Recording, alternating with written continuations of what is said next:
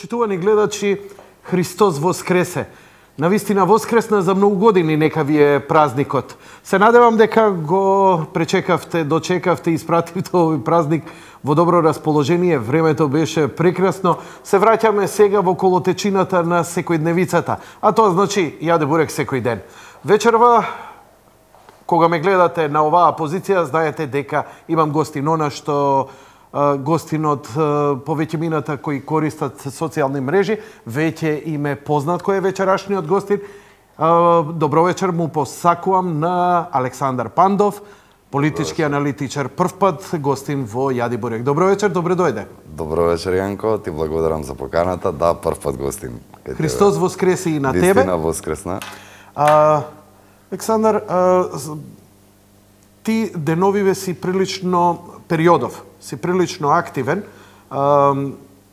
Често пати се појавуваш и медиумите го бараат твоето размислување, ти бараат изјави во врска со политичката состојба во Македонија.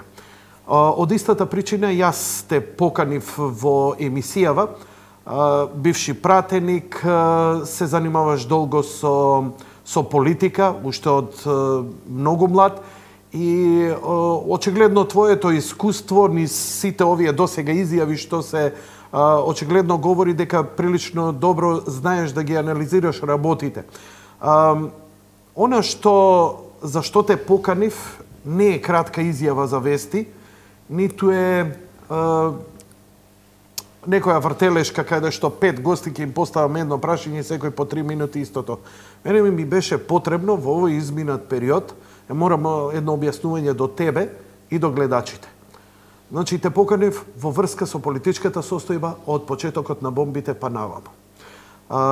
Кога започнаа со бомбите, првата бомба која беше, ја имав едно свој монолог, кој беше исклучително дочекан на нож и скоро ни сите медиуми опозицијски, бидејќи ја бев тогаш фрапиран, очекувајќи во таа напнатост искрено, дека ќе чујам страшен криминал кој онака ќе ми избрише се од пред очи, ќе видам крв до колена, ќе видам кокаини, планини, ќе видам море од пари.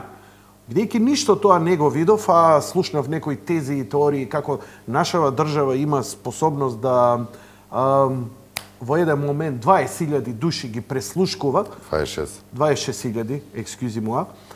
Ја бе фрапиран. Иако се сеќавам дека имам пишувано дури и пред 15 години, бидејќи сум чепкало по компјутери, дека не е никаква фама да се прислушкува во денешно време на висока електроника. Па и денеска сум убеден во тоа дека опрема можем добро да набавам од AliExpress и тоа да се занимавам. Дури, Пандов, извини, малку подолг ќе ми биде воведов.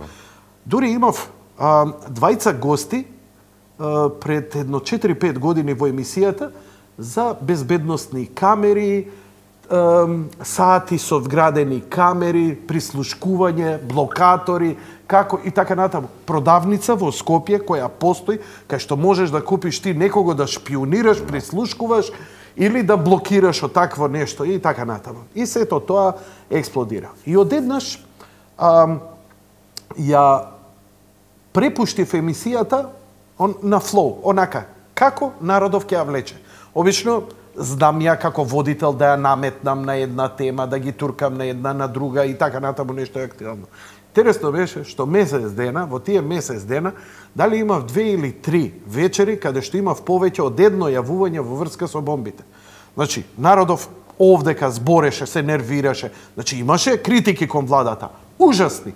За патишта, за неизградено, за здравство, за социјално, за невработеност и така натаму. Едноставно ми интересираше и оставив на тоа дека народов многу, можеби као сеир го перцепира тоа, но неговите проблеми му се примарни. И реков, ќе издржам вака до Великден. Од Великден, од денеска, од вечерва.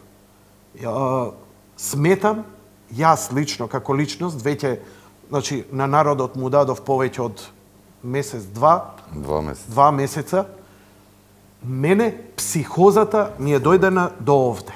Значи, секојдневна психоза. Бидејќи јас сум новинар и се сретнувам со политичари, со аналитичари, со луѓе од фелата и така натаму, и ова е тема која веќе напиња. Пандов, ми интересира твоја анализа, бидејќи сум ти ги слушал кратките изјави. Но мене ме интересира. Сакам да почнеме од почеток. Како дојде, последиците и што ќе се случува на сево ова. Јанко, пред се повторно ти благодарам за поканата во твојата емисија, која што исклучително ја ценам и почитувам.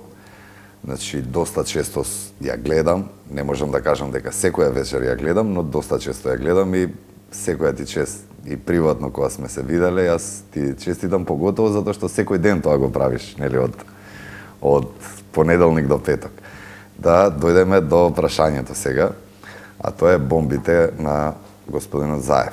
Како дојде до тоа да ние сега, па веќе 2 месеци велиш, ама кога ќе помислам, тоа е крајот на јануари, господинот Груевски излезе на пресконференција и објави дека е уценуван од господинот Заев за доаѓање на власт, односно правење на техничка влада и при тоа како ќе дојде господинот Заев на власт, односно како ќе формира таа техничка влада со помош на бомби кои што ги поседувал или тоа народски така се познати, иначе аудио снимени материјали од државниот врв. И да се вратиме во тоа време, значи господинот Груевски беа најавувани тие бомби, уште со завршување на изборите, 27 април 2014 веќе далечната, тоа е веќе скоро пред неполна година дена. Самиот ден на завршување на изборите, во 7 и нешто излезе Заев на пресконференција и објави дека пратениците кои што се избрани нема да бидат пуштени во собранието да учествуваат во неговата работа. Да потсетам, и уште една институција многу важна, тоа е претседател на држава, и таа институција како таква не ја почитуваат и не го признаваат изборот, легитимниот избор на господинот Ѓорги Иванов за претседател на државата. Кој победи со огромна, невидена разлика. Над 150.000, 200.000 гласови колку беа разликата, а пак од друга страна на парламентарните избори завршија со 200.000 разлика, значи во корист на ВМРО ДПМН. Значи не 500 гласа, не 1000 гласа, не 2-3.000 како во Хрватска сега пред месец-два кога победи Колинда, 2000 разлика беше. Замисли да беа кај нас таква ситуација да има. Буш и Ал Гор? Има еден куп примери во кои што со завршување на изборите колку била разликата? 100, 200, 500, пружаат рака и толку е. Кај нас политичката култура на опозицијата е на тоа ниво на кое што е и покрај 200.000 гласови разлика обзнанија дека нема да учествуваат во работата и започнаа оние преговори. Имаше една јавна средба во која што испорача господин Заев 4 барања како би се подобриле начинот на вршење на избори и 5-то барање техничка влада.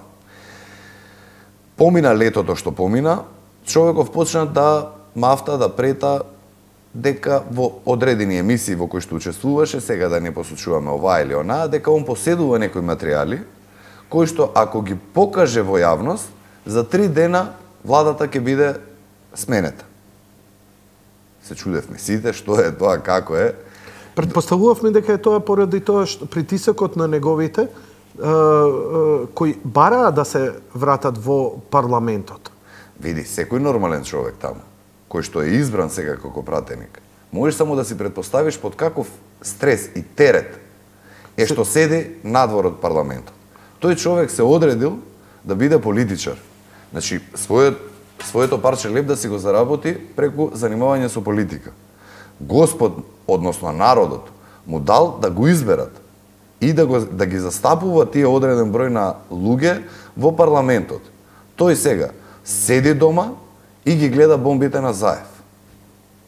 Тој човек никој не го познава, го знаат сега негована фамилија дома дека е избран пратеник на СДСМ и никој друг. Затоа што немаме начин како да ги слушнеме. Немаат каде да си ги артикулираат своите гледања околу или ова или она. Еве конечно и околу бомбиве. Сакаш да кажеш, бомбите да беа од парламент ќе беа многу пожестоки? Бомбите од нигдека нема да беа жестоки. Јанко, да бидеме реални.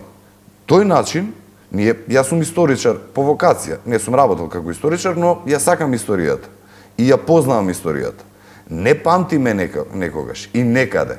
На ваков начин, некоја да ја собори некоја власт и некои луѓе да дојдат на власт.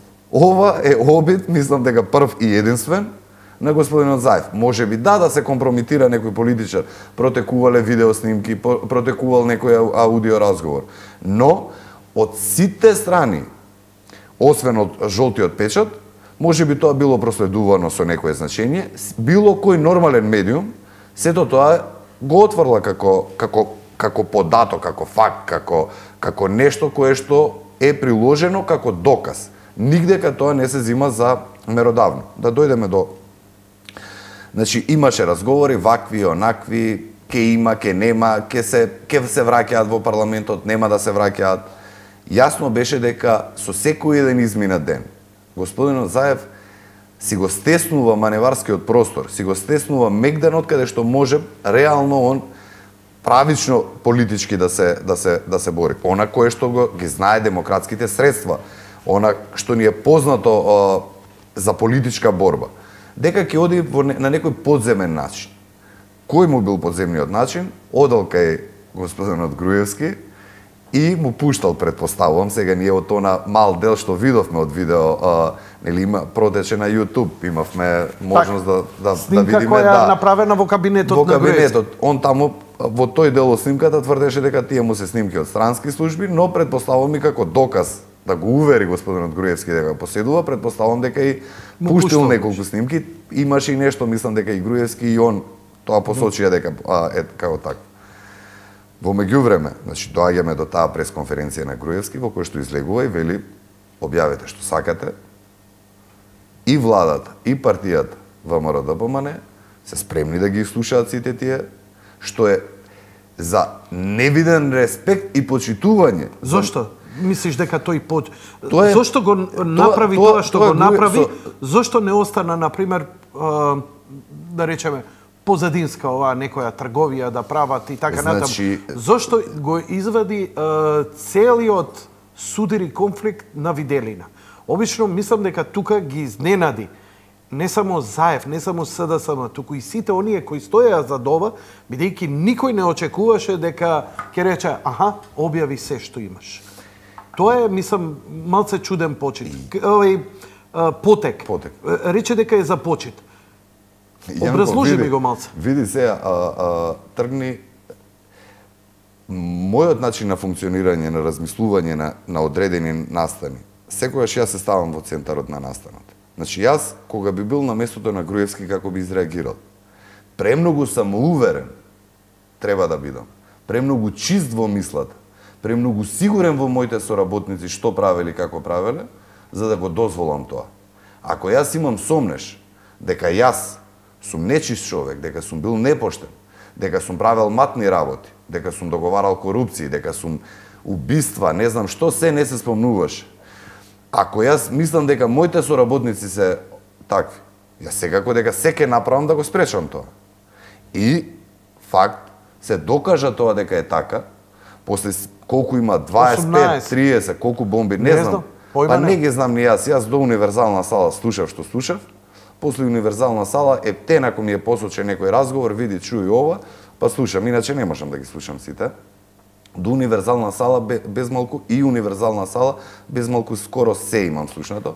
После тоа би било убаво. Еве групно вака сега вкупно.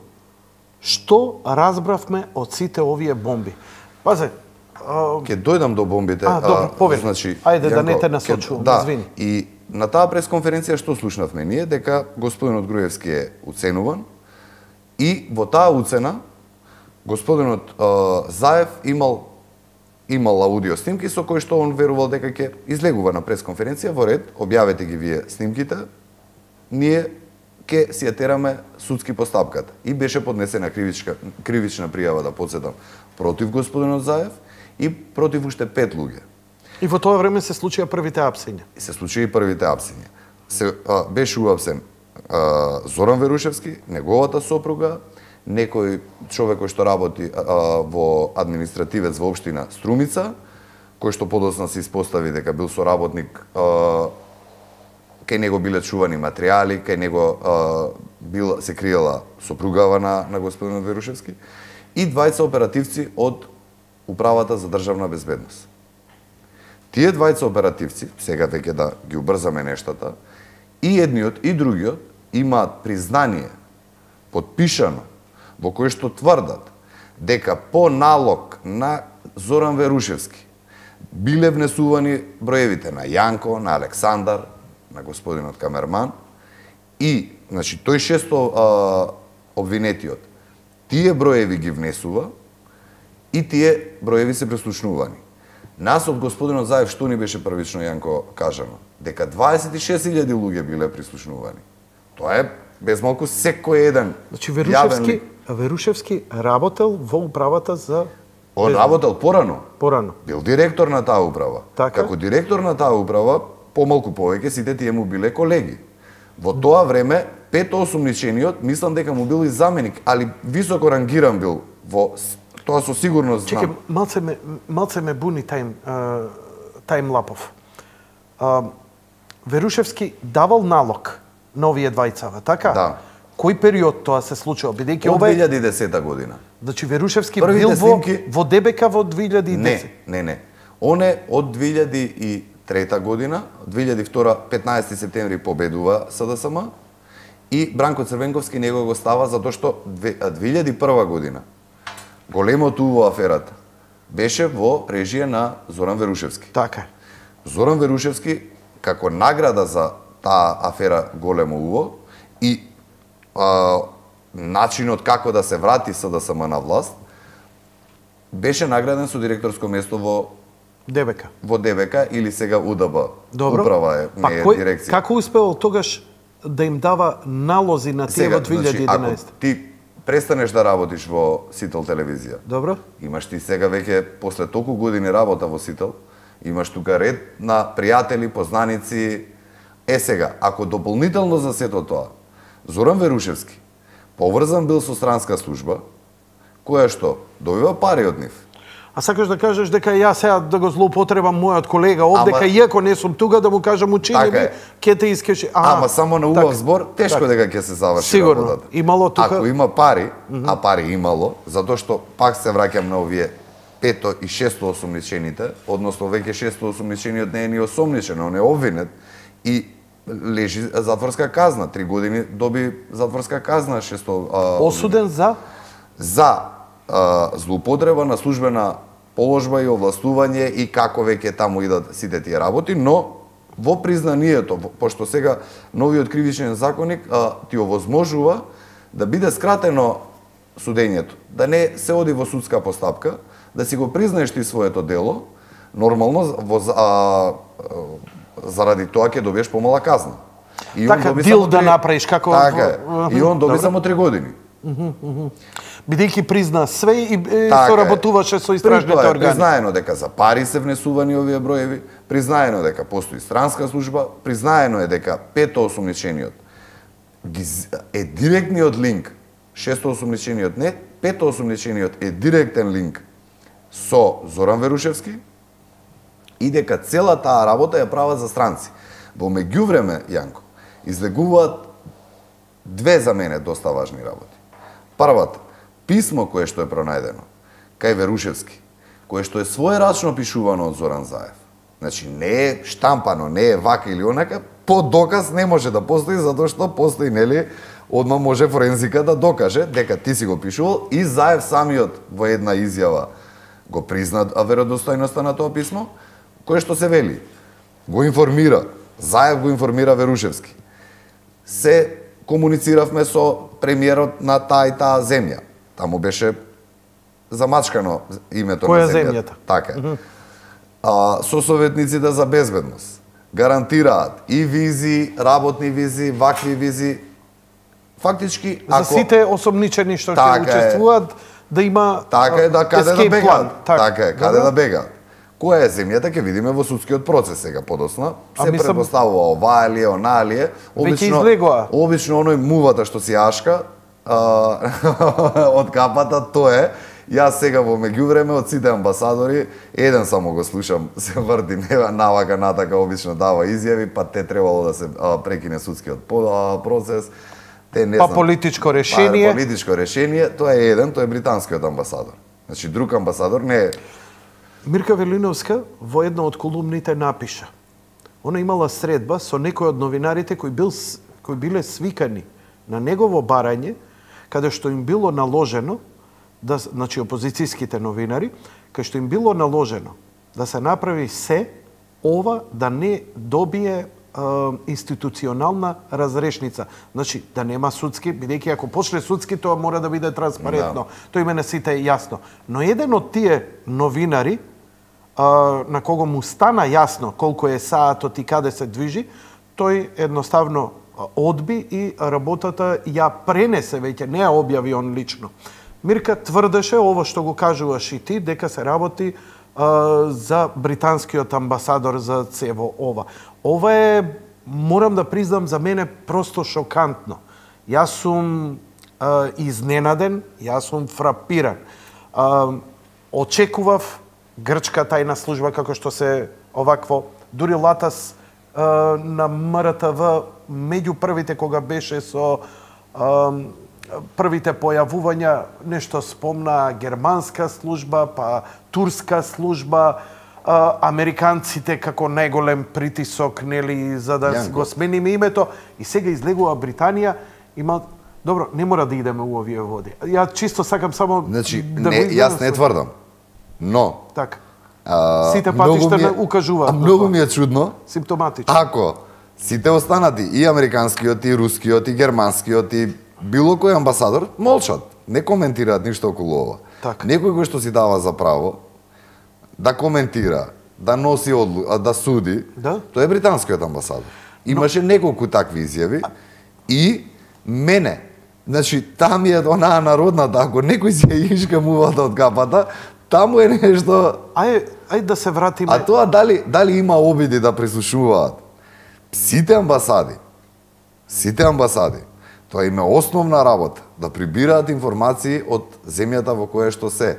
Конечно, македонските амбасадори. Значи не би требало да бидам шокиран. Сите они би треба да собираат било какви. Ти сметај на тоа дека отворено се зборува, да речеме, во Македонија, сега околу амбасадите, ама мене како податок што ми е интерес. Да речеме, македонска најголема амбасада е со персонал од 10-15 луѓе, тоа мислам дека се американската и германската. Македонски амбасади. Како податок, американската амбасада во Париз брои, мислам дека 3000 вработени, Јанко. 3000 вработени. Од тие 3000 вработени, еве, нека не се пола, ама 1/3. Што име мислиш ти работа? Ајде да се вратиме уште. Тоа се, иако партнерски земји, иако се пријателски земји, амбасада, контраобавештајната служба е они читаат весници, пренесуваат што се пишува во земјата, гледате. Господин Паднов, да. Ама па ти да учествуваш, поттикнуваш и бараш незаконски действија како прислушкување, тоа е веќе надминува. Види, да се вратиме уште еднаш на почетокот на аферава. Аферава одекна низ цел свет, или барем оние земји кои се заинтересирани за Македонија, претежно балканските и така натаму, како пуч, обид за смена на власта, обид за неинституционално, нелегално, насилно сменување на власта. Насилно не значи, мислам на пушки, ама со уцени и така натаму и така натаму. Ама и тоа е што? Значи не е, види Јанко, ако јас имам некои материјали со кои што можам тебе да те компрометирам, дојдам, седнам со тебе и ти велам, Јанко, ги имам јас овие материјали, ти оваа работа треба да ми ја завршиш. Повлечи се ти од Јади Бурек. Тоа е рекет, тоа е насилен начин како да изнудам нешто од тебе. Значи, под насиле ние не подразбираме само со тупаници дека е насилен. Ова е во политиката по насилен начин. Да само велеше дека луѓето кои им ги дале овие материјали се патриоти. Значи, он велеше дека се патриоти, велеше дека е странска служба. Што не вика господинот Заев? Така, дека е странска служба, сега не е. Господинот Заев, значи, можеме и да ги тие споредиме. Гледај како тргна. Значи, ако Груевски вели поседува овој точно е материјали добиени од странци, од странска служба. И податокот е тој, па да се вратиме, да нема дилеми. Да, овие двајца во Управата за државна безбедност го прават прислушнувањето, но материјалите од Skype комуникацијата нивна, ја видовме дека ги испорачуваат на странци. Значи, они не ги имаат тие материјали, па тие материјали биле класифицирани, биле преведувани на странски јазик. Значи, тоа не биле преведувани за македонски граѓани. Значи, не ги употребуваат они годините на назад. Предпоставувам дека и таа служба, а и Верушевски како таков, нашол човек во ликот на Зоран Заев, кој што дополнително ќе земе пари од него, дополнително може да направи за странциве. Идејата е да направат хаос во државата, да направат страв да внесат, паника да се внесе меѓу луѓето, да ги поделат. А кај Верушевски предпоставувам дека се чиста математика. Значи пари се број 1 и број 2 во ситуација ако евентуално помине таа уцена и дојде Заев на власт, он да си види некој повторно место во Министерството за внатрешни работи. Кај него тоа он го има правено, го направи и 2001 година, подоцна го прави 2004-2005 година, мислам дека беше после убиството кое што се случи синот од кога направи убиство, па го уценувал, читавме тоа, беше актуелно, пишуваше и Мирка Велиновска околу тоа, го имаат уценувано Бранко Црвенковски, па го пратија во аташе као во Рим, мислам дека. Значи, човекот е тој, кај Верушевски. Заев е проблемот. Заев не е што го да човек. Он е број 1 председател на СДСМ, број 2, а тој е поголемо, лидер на опозиција. Значи, тоа се два блока во државата кои што го држат политичкиот систем. Позиција и опозиција. ВМРО, ДПМН и СДСМ во македонскиот дел. Сега, ова како лидер на опозиција, како лидер на СДСМ, се дрзнува надвор од сите светски пракси со попатна уцена да брка власт. И после се, мислам дека веќе не постојат дилеми кај народот.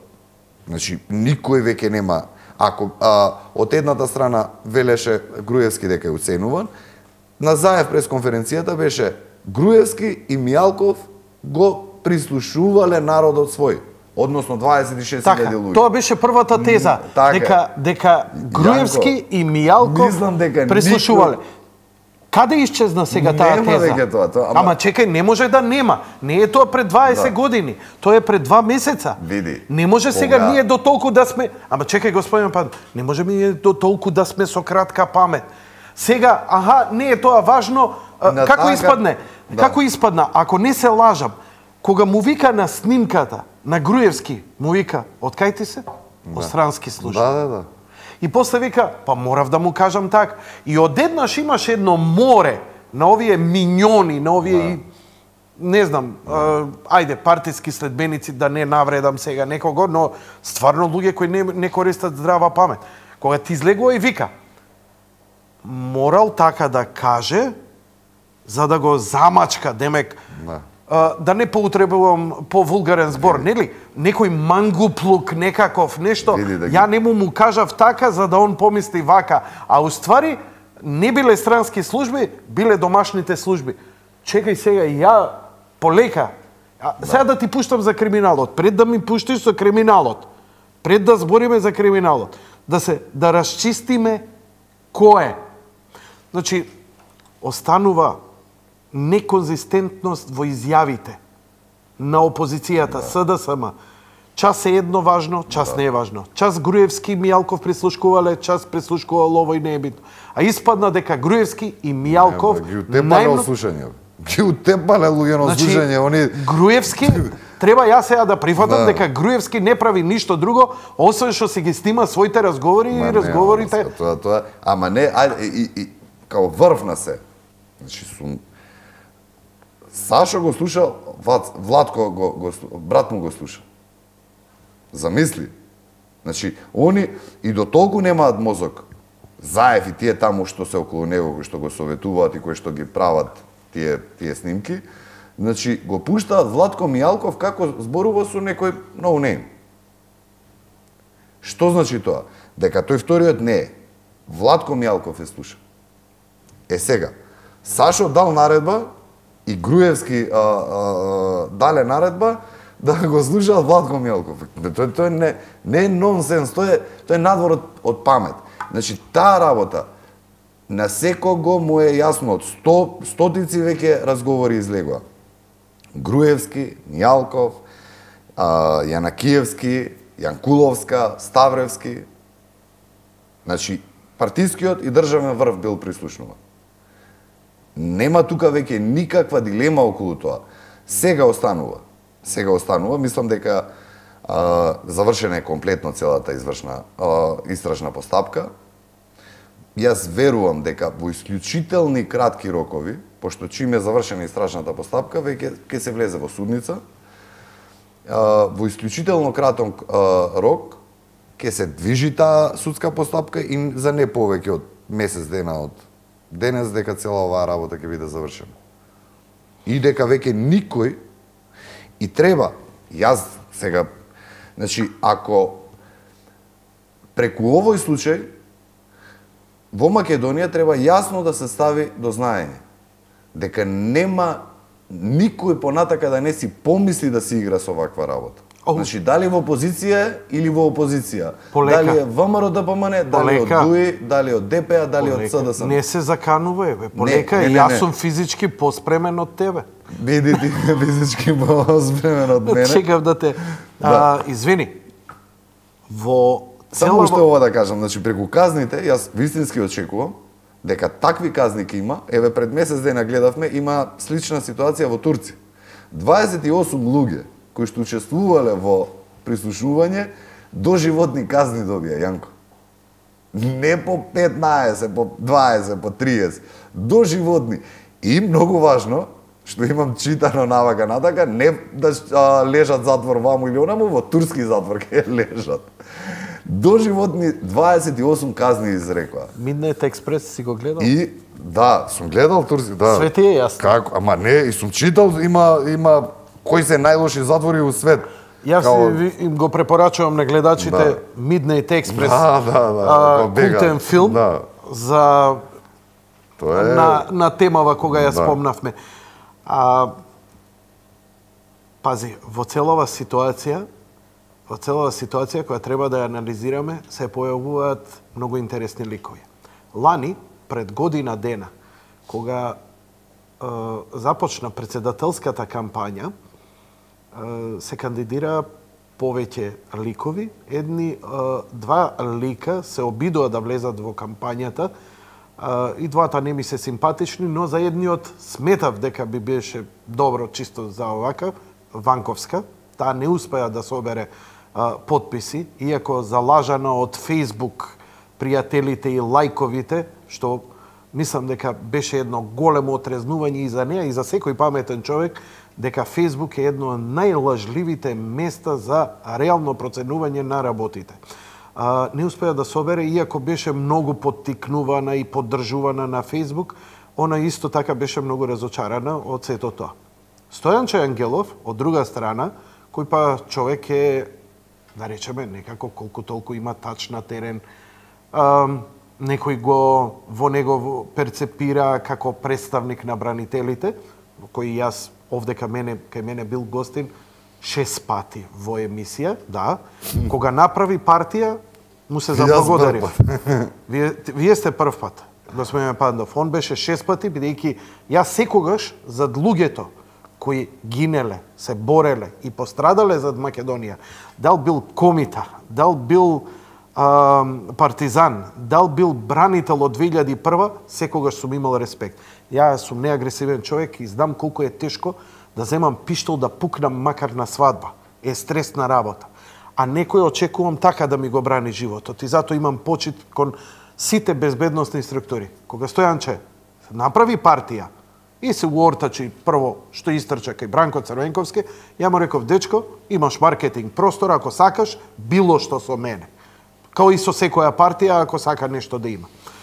Втора работа. Он исто така не успеа, беше катастрофално ишиканиран.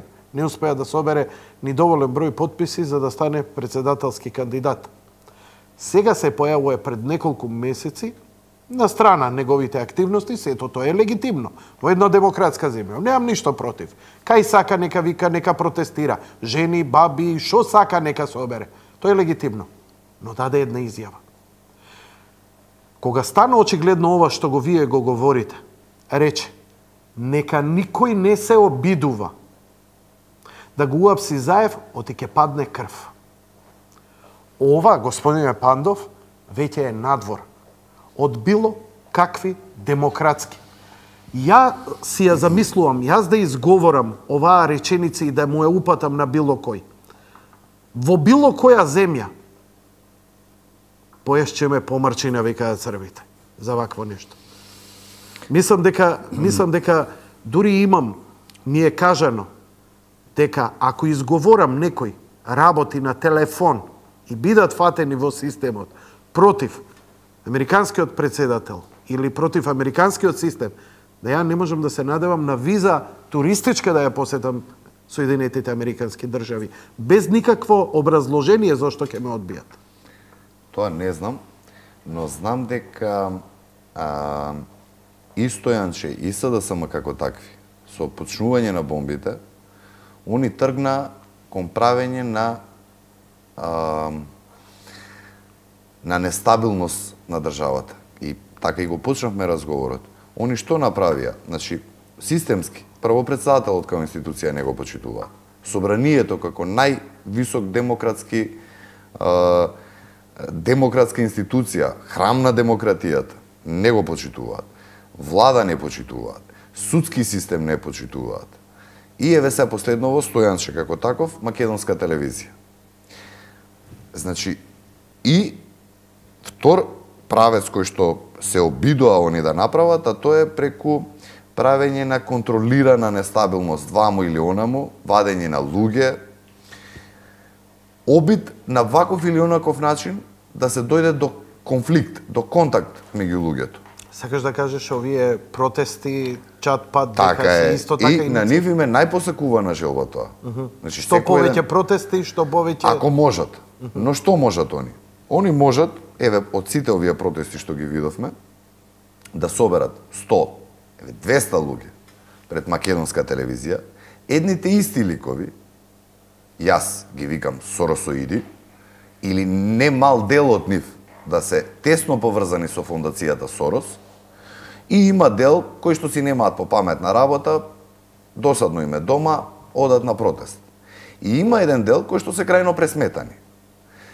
Еве, за македонска телевизија, ќе ми дозволиш, морам да го дадам мојот коментар. Основниот протест против македонската телевизија било што, мада они тоа го правеа и пред Сител телевизија, дека била финансирана од буџет, дека секој еден од нас одвојувал своји средства за таа телевизија и дека тие како партиципиенти во тие средства имаат право да кажат кој да излегува на таа телевизија, каква да биде уредувачката политика на таа телевизија, кој да биде раководство на таа телевизија. Двајца ликови кои што постојано таму се појавуваат, Синоличка Трпкова и Перо Арсовски. Добро. Двајцата се актери, односно едната мислам дека е професорка на факултетот за драмски уметности, овој другиот е актер. Од каде земаат они плата?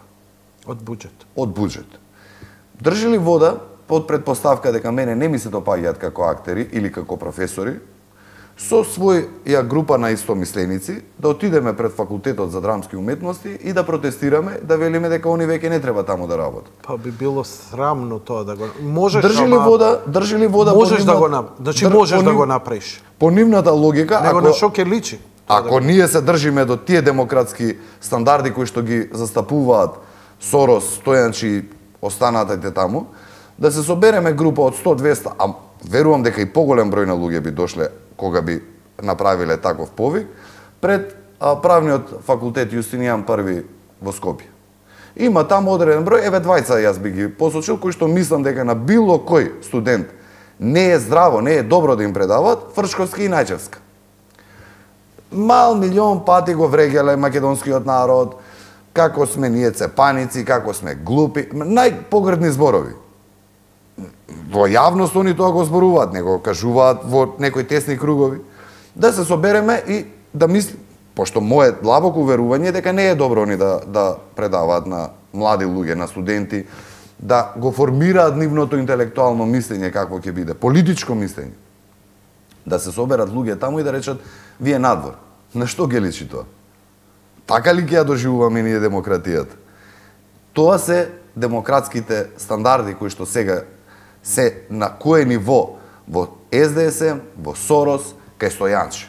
Сега мораме да направиме една кратка пауза, ќе продолжиме веднаш потоа. Одиме, Реже. Рече дека до универзална сала настапот на СДСМ си ги следал поприлично и попрецизно, после и така натаму. Морам да признам, ја ни до универзална не се дослушуваше, затоа што ми беше, како да ти кажам, не знам, дегутантно ми беше да слушам небитни разговори. Нели, да ми посочеше некој за конкретен некаков криминал, да и ќе се ослушав. Затоа слушав, не знам, началниче, шупраиш, цигани, што е за мене вулгарна работа. Дали до универзална сала, дали до ден денес имаме еклатантен пример за криминал на власта. Значи, нешто што може истрагата да насочи и да каже, овде имаме корпус деликти, овде имаме конкретен криминал и незаконско работење. Нема, Јанкото. Нема. Да имаше таква работа, до сега ќе има СДСМ поднесено кривични пријави против ова или она лице. Па они не ли поднесува против? Ама они за прислушување поднесуваат кривични пријави. Они немаат поднесено кривична пријава за некој конкретен настан, за ова или за она. Така. Дополнително е тоа сега што треба да се направи експертиза, колку е сето тоа точно, колку тоа било скратено, од каде било извадено, во кој контекст е кажано, пошто луѓето како такви не ги признаваат, јас барем не слушнав, најотворено зборува Латас околу самите негови разговори, дека делумно се точни. Да, дека има монтирано. Дека има монтирано. Да, Латас истото ми го кажа мене. Вика, ја го памтам тој разговор, знам што сум кажал и тоа што е пуштено не кореспондира. Без разлика на се, тие разговори како такви сега одат, нели се вртат, и ние ако ги слушаш тие разговори, нормално ќе слушнеш, види, волку пари, милионите за ова или за она. Не постои таква работа и поради тие причини нема некоја одговорност како таква. Но, господинот Груевски имаш уште една околу самиве бомби пресконференција, во која што јасно посочи дека после завршување на судската постапка, односно на правно разрешување на целата оваа работа, ќе има институционално. Што ќе значи, ако има негдека одговорност, ако има некој кој што во некоја посечена работа, дека ќе се запали некоја кафана, дали е запалена таа кафана? Дека некои луѓе ќе се најдат во Ендек, дали се нашле во Ендек? Сега, едно е јас и ти што сме разговарале телефонски, друго е реалноста што излегла. Господине Пандов, еден телефонски разговор, јас со мојата сопруга и сигурно по тоа можам да лежам 6 месеци, ако се фати само разговорот, нели извади од контекст. Јас исто посочувам тоа. Ја не знам колку пати сум ми рекол по телефон дека ќе убием. Така? Но, тоа што ти го зборуваш по телефон, затоа е тоа така. Затоа во светската пракса нигдека тоа не се зима за сериозен доказен материјал. Па добро, дозволено ли е, зошто не е? Затоа што и законот не дозволува приватниот разговор да излезе, така? Така е. Зошто овде е дозволено? Јас пак ќе речам, овде се се покажува демократија, се практицира демократија. Како може да е демократијата закон? Демократија значи правила на однесување, а не хаос. Предпоставувам дека тука била политичка одлуката донесена, затоа што ако веднаш беше уапсен господинот Заев, ќе излезеше као маченик, као грешник, као човек кој што сакал некоја вистина да покаже на македонецот, ама некој го спречил во сето тоа. Сега после ова луѓе видоа, слушнаа, односно не видоа, слушнаа тоа што имаа да слушнат, и мислам дека он сега ќе си одговара за тоа што треба да одговара, што ги има направено, пошто кај него се повеќе дела, не е само за прислушување, има околу корупцијата околу 200.000 евра. Еве последново од минатата, или кога веќе, сега ги мешам, минатата недела или пред 10-15 дена, кога беше, одаде државна тајна. Значи, компромитира безбедносна структура која што се занимава со најопасен криминал. Разоткрива тероризам. Разоткрива луѓе кои што се докажани пријатели на Република Македонија. Компромитира држави пријатели на Република Македонија. Значи, човеков, затоа што свесен е до каде е дојден, свесен е во која кал е упаднат, дека нема враќање назад, он сега гледа на секој еден начин што повеќе луѓе да повлече со него во калта. Мислам дека највеќе од сето тоа што го прави веќе допир со ВМРО како такво нема, со владата веќе нема, он само ја компромитира сега неговата партија која што му е дадена како таква на изволте за еден огромен бренд, еден од главните политички столбови во државата, да го донесе до ова ниво. Ако гледаме, јавната поддршка ја има само од неколку медиуми, медиуми и од неколку личности кои ја водат, кои се гласоговорници на СДСМ, нивни партиски луѓе, дали е тоа Геровски, дали е тоа Саше, Ордановски, дали е тоа Борјан и така натаму. И окей, тоа е партиска борба во рете. Каде се сите оние други останети? Зошто одеднаш од сцена излегоа? Го и нема. Не оти плачам нешто по нив, ама симптоматично ми е. Нели, кога една партија се бори за нешто, бидејќи кога ќе излезе лидерот на СДСМ, зад него има една менажерија од ликови кои прв пат ги гледам во живот.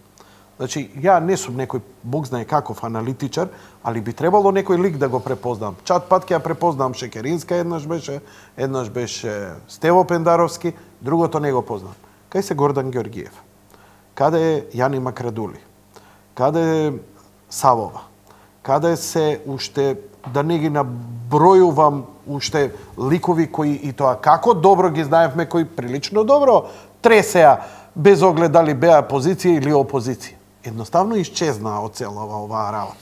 Дали овдека треба сега еден аналитичар да излече заклучоци од тој аспект или од друг аспект? Дека како им иде ова во јавноста? Ја ги имам податоците од последниот рейтинг кои не се објавува. Не знам зошто не се објавува последниот рейтинг. Предпоставувам, ако јас сум го видел тој, сигурно опозицијата го знае. Како тоа дојде, кога дојдоа тие информации за последниот рейтинг, почнав да слушам крв, закани, да имаме еве и некоја бомбичка, фотографии на УЧК, па не било УЧК, па било Ана, па не било Ана, било се негира и така натаму и така натаму. Малце е конфузна, значи ја те изборам, не само јас, него народов е малце веќе збунет, што е работа. Ако први мислеше дека стварно и се вознемири на почетокот дека ќе има насилна промена, дека ќе дојде на власт, а овие, не знам, све што биле колаборатори, као не баре тоа е, нели, после ослободувањето на Париз, па ќе ги шишаат тие што се ташкале со овие од власта, па ќе ги шишаат голи, ќе имало стрељање, мене, тебе ќе не стрелале, бомби ќе ни фрлеле и така натаму, што само збори на лудилото. Крв ќе има, Јанко, закани. Јанко, не, значи, крв ќе има. Они, тоа што претат со крв, за да има крв, треба да најдат Заев како таков треба да најде доволно голем број на луѓе кои што ќе ги повлече за да прават крв. Македонецот 25 години живее во плурализам. Исклучително политички писмени се македонскиот народ и граѓани. Не само македонскиот народ, македонските граѓани и албанците, мислам дека и сите останати националности исклучително внимателно ги следат овие настани. И имаат веќе донесено суд. Гледаат со каков човек си имаат работа. И ти, ако овие претходно што ги наброја, дали е Гордан Георгиев, дали е Зоран Јовановски, дали е Шема, Јани, Савова, тоа се политичари. Тоа не се дилетанти како овие. Овие се анонимци, некои прибрани од ваму, од онаму, кои што не, за да изгледаат како бројка сега кога ќе застане Заев на пресконференција, затоа стојат. 5 луѓе ако можеш ти да ги изброиш од тие, по име и презиме да ги кажеш. Не ги знам. Искрено. Ама и да направиме анкета. Кој ќе знае да ги каже? Овие претходниве тие беа политичари, тие селебрити беа познати се у јавноста. Поминато имаат три чисти. Сега дали таа политика што ја застапувале, ваква или онаква била, на страна, но разбираат политика. Нели, а на партија не е битно само анонимуси да бидат, битно е и некои луѓе кои јавноста ги препознава. Сега гледа исто што се случува, втора работа. Еве колку време е веќе Заев во таа партија? На место. Имаше доволно време. Да тргнеме на страна, да се насочи кон тоа, да направи програма, да направи стратегија како да дојде на власт. Затоа што во Македонија оддавна веќе луѓето не гласаат против. Во Македонија гласаат луѓето за. Значи имаш два концепти, каде што луѓето се незадоволни и против гласаат. И заради тоа некоја партија доаѓа на власт. ВМРО-ДПМН години назад е на власт, затоа што луѓето гласаат за. 500.000 луѓе излегле, ја прочитале програмата, ќе се направи ваму пат, онде болница, онде училиште, автопат ќе се правел, ќе се донеле не знам што, колку инвестиции од страна, волку луѓе ќе се вработеле, најглавното прашање, колку луѓе ќе се вработат, затоа дадоа луѓе на глас за ВМРО-ДПМН и дополнително имаа политичар кој што се претходно што им кажувал, го исполнил. Имаме сега од оваа страна политичар, излегува на една пресконференција. Прво кажува 26.000, не поминуваат неколку минути, 20.000, 6.000 ги брише. Сега веќе излегува 20 луѓе дека се прислушнувани.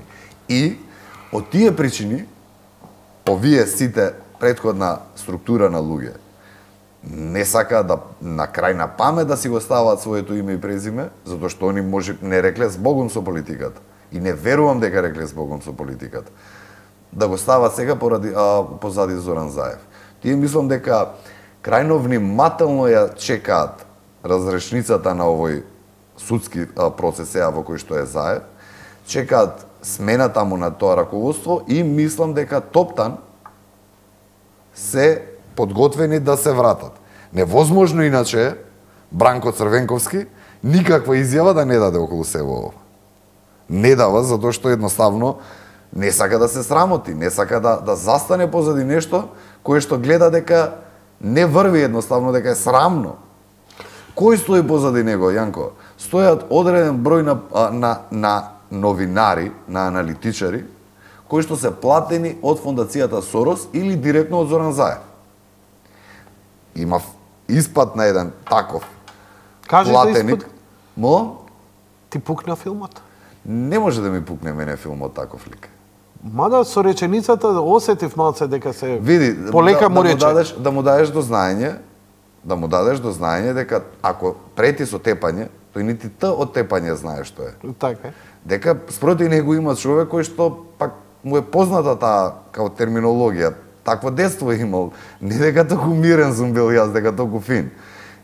И на крај на памет мене ми е да јас разговарам со некого преку ракавици. На сила. Да, боксерски. Но, ако некој ти влегува во 16-тник и ти прети на тој начин, твоја должност е како маж да го предупредиш. Прилично машки издржа 10 пати те нарече бараба. Значи, она преска што го зборувавме, Јанко, идејата кај нив е ако викнеш некој од нив на било каков начин, како во Курска битка, русите не можеле тигарите, тенковите на германците да ги уништат, со самиот тенк ударал со Т-34-ките, ударале во тигар тенкот да го неспособат. Овие на секој начин, не него со Нонковиќ, идат на конфликт. На тој начин да те компрометира. Он не е таков каков што е. Како се викаше, ама он мра. Значи, Петрица Рачини. Петрица Рачини, да. Е таков ликот каков што е. Го познава македонската јавност. Сра. Видиш, да. Па не го имам како пријател. Ја ваljda дека ностоп така, овие ја што ги читам го пишуваат, видиш. Тоа е така обично која за навреда му се враќаат, пошто му уметничко име, он се занимава. Не е агресивен типот, пошто ме закача мене, нели ме прогласуваше одамна за фашиста и насилник и 300 работи, нели.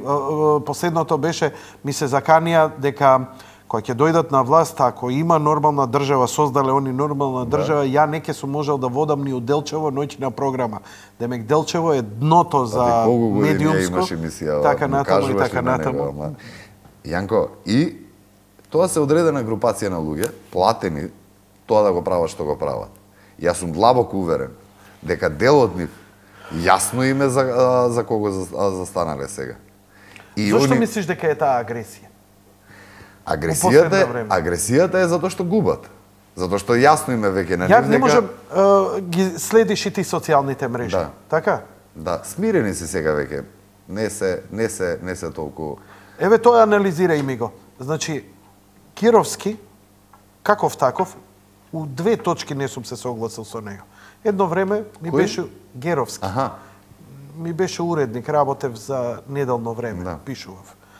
И сум се научил од такво домашно воспитание, без оглед колку ми е некој противник и сме се разделиле, едно добар ден на улица кажувам, без оглед дали има од другата страна. Но дискурсот од тој човек, кој бил уредник на Дневник, кој го сметам за бард во новинарството, без оглед на се, да потребува зборови на ниво, кој јас сега да ти извадам два наслова, еден од политико, еден негов, ти не ќе знаеш кој е кој. Го читам и јас чатпат. Зошто е тоа така? Сега ќе ти кажам зашто. Зошто еден таков човек може да се вулгаризира и да си... И на Геровски, и на Ордановски, и на Фрчковски, и на таму ред други. Име, или треба да мислам дека име апсолутно јасно дека тоа ново раководство што ќе дојде сега во СДСМ или ќе се откачи од нив од све ова и ќе почне ново и ќе започне баш од нула со еден сериозен бренд позади нив. Пак ќе повторам, тоа е многу единствена вредност во таа партија е таа кратенка СДСМ.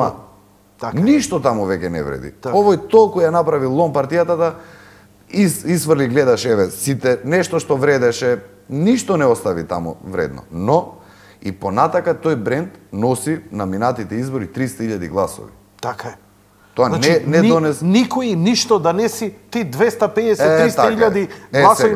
Тоа е бренд. Сега, таму ако дојде некој нормални луѓе, значи нормален човек, кој што ќе соработува со нормална екипа, кој што ќе создадат на крајот на денот. Нови аналитичари, нови политичари, тоа се прави за година-две. Изборите им се 2017 година. Значи тогаш се локалните избори, евентуално еве ако бидат и парламентарните, тоа не можам да знам јас, но локалните ги имаме 2017 и тие ќе бидат сериозен лакмус, сериозен барометар. Што ќе се случува? За 2 години они може да направат се со комплетно нов лик на таа партија, нови луѓе, лични луѓе, здрави луѓе. Сега вака, додека ако и тој нов дојде, нов лидер, го остави Геровски да му биде гласноговорникот. Затоа што Геровски не е било кој. Геровски е поголем бренд на СДСМ од било кој таму, еве и Шекеринска нека е, сите останати кои се за Геровски. Геровски е собственик или уредувач на Слободен печат, на Дневен вестник, на како им се вика, му се викаше сајтот? Плюс инфо. Плюс инфо. Значи, е креатор на јавното нивно мислење. Секако. И тој е постојано со негативна енергија. Постојано, ти ако го читаш само него или нив, ти после апче за глава треба се напиеш. Ти идеш на тоа дека готово државата ни се распаѓа, дека не постои тука систем, дека ова е најцрната дупка на зиминава топка, и тие предпоставувам се со тешки депресии тие луѓе. Не им е едноставно. И доаѓа Великден, 3 километра колона на луѓе кои идат по излет, уживаат, се радуваат, храмови полни. Никогаш поубаво не се живеело во Република Македонија. Значи, Не дека е убаво. Ние за да носиме суд, Јанко, за да носиш суд за нешто, не можеш, значи, еве, доаѓам јас, водител на некоја емисија тука во Сител. Така? Таа емисија имала некој одреден рейтинг. Тоа е почетната точка по која што јас ке треба да бидам мерен. Значи, што ми е збор? Не доаѓаш од Република Македонија, кога дошол Груевски на власт, имало некои параметри. Економски, вакви, број на вработени, број на невработени, не знам, државни резерви, број на километри автопат, број на километри на локални патишта, болници, училишта, се. Колку има сега? И, многу важно, ние колку и да сакаме тоа да го занемариме, со две многу сериозни финансиски кризи, и дај да ги погледнеме, Јанко, параметрите на Србија, Албанија, Косово, Грција, Бугарија. Да не идеме понатака. Романија, Хрватска, Словенија, не мора. Раст на сиромаштија, намалување на плати, се отпуштање од работа. Кај нас се зголемуваат плати. Се социјална помош, ја мислам дека посоцијална држава во свет сега не постои. Последнава акција околу вработувањето. Пази, 5 години да не плаќа никакви придоноси. Значи, ако го вработи некој, после ова мислам дека хонорарци нема да има. Односно, хонорар ќе има оној кој што си е вработен како таков, но дополнително извршува некоја работа. Иначе, нема да има многу ќе се намали бројот на невработени. На сите параметри во Република Македонија, мерено така, параметрите се многу подобри од тоа што биле. Значи, можеме да заклучиме. Груевски има успеси, тие му се ветер во грб. Но ветер во грб му е исто така и Борис Трајковски. Му се овие, ти учествуваш и на тие трибини низ Македонија и така натаму и така натаму. Што е општиот впечаток? Зошто ги почнавте тие трибини? Јанко, имаше на самиот почеток големи недоумици кај луѓето. Така. Значи имаше самиот почеток беше доста тмурен. Така. Па што ќе се случува, па зашто ќе се случува, па кој се, па како се. Имаше потреба да има одреден круг на луѓе, одреден број на луѓе контакт со народот. Формата во која што се изнајде да се обратиме ние на граѓаните, на народот, беше преку граѓанското движење за одбрана на Македонија. Знаеш, тамо веќе учествуваат одреден круг на луѓе. И тоа ти е најдобриот мерач, најдобрата анкета, еве и претходно Борис Трајковски ја спомна салата, како ја перцепира целава ситуација народот. Ти имаш 25-30 илјади луѓе во Борис Трајковски дојдени, ќе го потребам зборот на Ефтов, кресчендото на СДСМ, универзална сала, 2000 луѓе. Дали ќе има крв до колена што ги најавува Стојанче Ангелов? Да те подсетам, половина час пред почнување на трибина или како им се нарекуваше таа објавување на тие аудио снимки, господин Зоран Заев доби кривична пријава за барање на подкуп од 200.000 евра. Ако тие 2000 луѓе беа на ние дека, не знам, ете, Заев е светецот, Заев е борецот за вистината и за демократијата, сите до еден, дополнително уште еден куп луѓе кои што следеа од дома, ќе се собереа пред собрание, ќе се собереа на плоштад, ќе се собереа пред влада. Не, Јанко. таму тие си свирка што си свирка, уа си изнавика, си се спакува, гледаат час поскоро да заврши, да си го фатат патот на кај дома. Еве ти втора, тоа уа ми е исто многу што ми е приметливо. Права трибини и ВМРО ДПМН. Јас само аплаузи слушам на тие трибини. Значи, што зборува Груевски? Зборува, постојано се слушаат аплаузи. Од друга страна, има обраќање Заев, свиркање и уа слушаме ние. Колку е различно пристапот према обраќањето. Што збори народов во контакт со народов? Ја на страна секако дека се го имам секоја вечер и преку социјалните мрежи. Но еве директно ја немам јавни настапи директно во живо во сала и така натаму не сум присуствувал.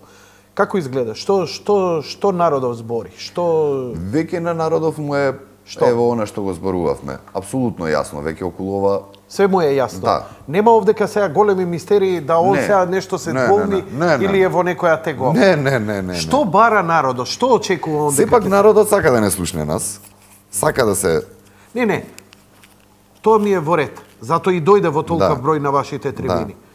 Дали Груевски ќе остане на зборот да ова биде судска разрешница? Јанко, јас пак и ти повторам. За не повеќе од месец дена јас мислам дека комплетно се ќе биде завршено. Како тоа ќе изгледа? Како ќе изгледа завршена како се вика истражна постапка? Добро. Ќе има судски рочишта, ќе ги повикаат таму, ќе дојдат, кажете вие, јас сега не сум правник, не сум и адвокат, но оно што сум гледал, ќе си биде завршено сето тоа, ќе си се донесат одлуки, тие што биле виновни ќе си завршат во затвор. Ова те прашувам. Да. Значи, имаше бомба, експлодира пред владата. Добро. Излезе комунике, командант Куртеши, како ли се викаше? Се извину. Да. Дека е одана.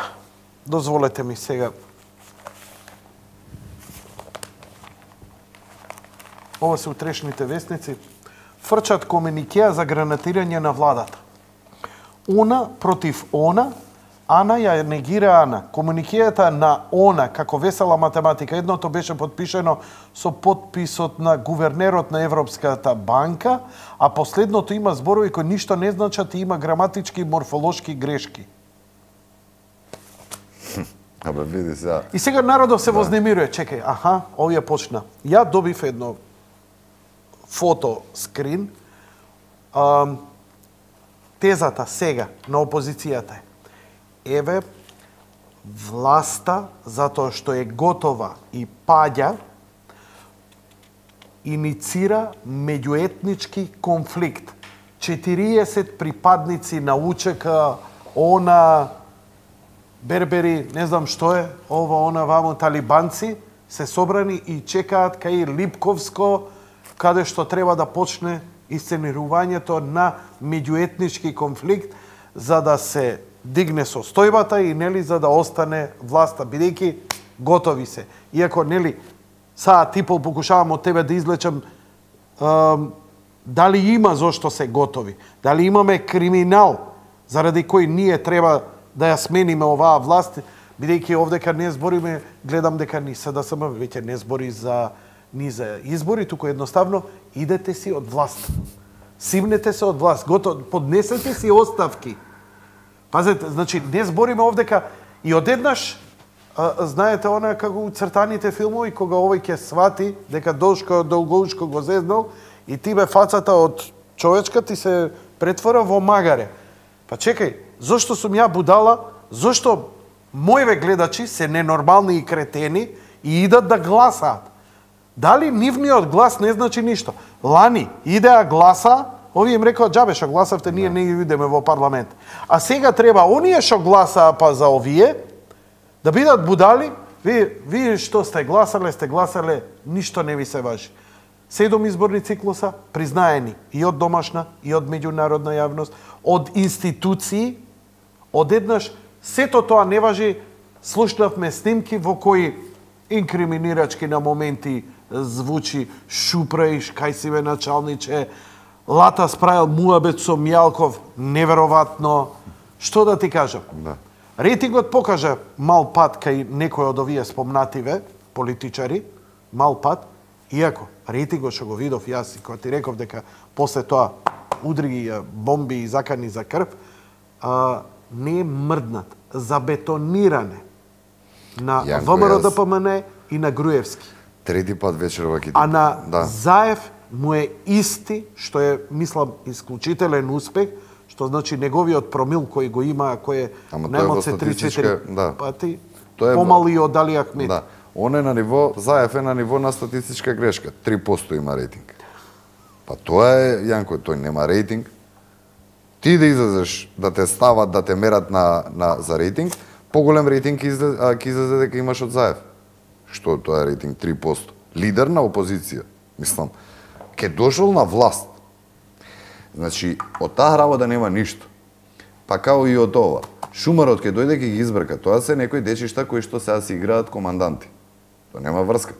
Значи, нема никаква основа во ова, затоа што... Сакаш да кажеш дека зад нив не стојат сериозни политички структури на албански политички партии и на странски служби?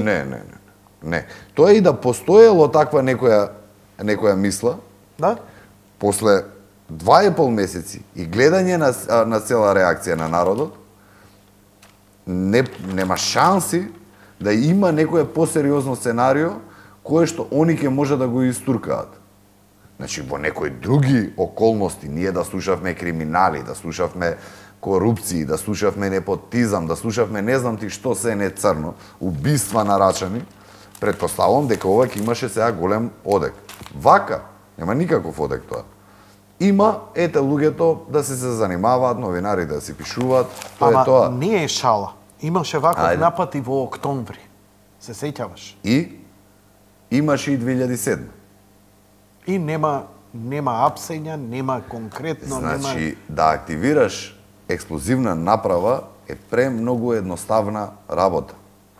Сега, зашто не успеваа да ги фатат? Не знам јас, не работам во МВР, но предпоставувам дека се прават сите напори да се фатат. Мене ми е чудно затоа што предпоставувам со камери е обкружена владата. Како може да не... Мене што не ми се допаѓа од сево ова што го заклучувам од разговоров со тебе. Бидејќи ова ми е прв сериозен разговор со некого на оваа тема, а ќе ги имам уште. Утре вечер ќе биде гостин и Нонковиќ. Мене ми интересира и меѓународната, поточно Европската унија, преговорите што се случуваат таму. Како се реагира? Сакам тие детали да ги разберам. Говорот на телото, паузите помеѓу кажаното на политичарите, за да ја сватам големата слика. Но кажи ми, што, како ќе изгледа овој политички процес? Мене тоа ме интересира. Дали тоа ќе биде јавен и транспарентен? Ние до сега... Судски мислиш? Судски, да. се извинувам. Дали тоа ќе биде јавно? Дали ние ќе ги дознаеме сите факти кои, еве, денеска ние знаеме чат или пат, но дали ќе бидат откриени сите работи или пак ќе биде под велот на државна тајна, а заради тоа повторно овие ќе речат имаше, па немаше, па заќутене. Јанко, значи, нема зашто да биде така, затоа што, пази, луѓе во Стоечки издржа се ова, сите овие разговори, приватни разговори, им ги слушаме на луѓе. И то... И сега веќе судската постапка, пошто чист простор е во таква ситуација.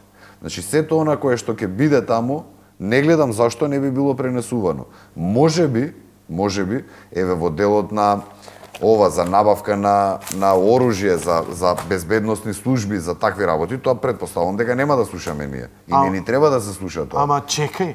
Да. Ние од ова заклучуваме една уште пострашна работа. Пробијане безбедносниот систем во Македонија. Пробиен беше и во Америка. Со Сноуден? Беше со Сноуден. Пробиене Ангела Меркел беше прислушнувана, Јанко. Па ја мислам дека посериозни служби од германската, од американската, не постои. Ама заради тоа сигурно има смени во внатрешното, кои ние не ги следиме. Тоа е втора етапа, Јанко. Тоа е втора етапа. Значи, прва етапа е судската постапка. Втората етапа е институционалното разрешување. Да. И политичкото. Предпоставувам дека некои луѓе после се ова Морално... Не се кочи, не се кочи. Не се кочи. Не се кочи. Некои луѓе се оштетени од шрапнели. Така. Ги имаат закачено. Вакви или онакви се шрапнелите, ама закачени со шрапнели. Чекај. Не збориме за тоа. Господине Пандов, збориме. Некој работел ги злоупотребувал, значи, како да кажам, нашите безбедносна структура. Некој ќе мора да понесе одговорност, ќе морали да понесе одговорност. Предпоставам дека дали е дотолку пробиен тој наш систем? Дали е тоа недозволиво пробиено? Не можам да говорам околу... Мене ми е, еве што ми е, на страна, дали имам симпатија или не кон министерот за внатрешни работи, министерката. Знам само факт. Колку криминалци фати, колку тона кокаин фати, колку килограми дрога е фатена, колку успех има во разбивање на криминогени групи, на разбивање на трафикинг, на деца, белоробје и така натаму. И одеднаш она ќе падне, ако падне, например, шпекулирам, така? Ако биде сменета, ќе биде сменета за шупреж, затоа што некој ги слуша приватните разговори и одеднаш она не е строгата челична дама, туку е човек кој знае на моменти да му пукне филм и да отера свет у три лепе материни.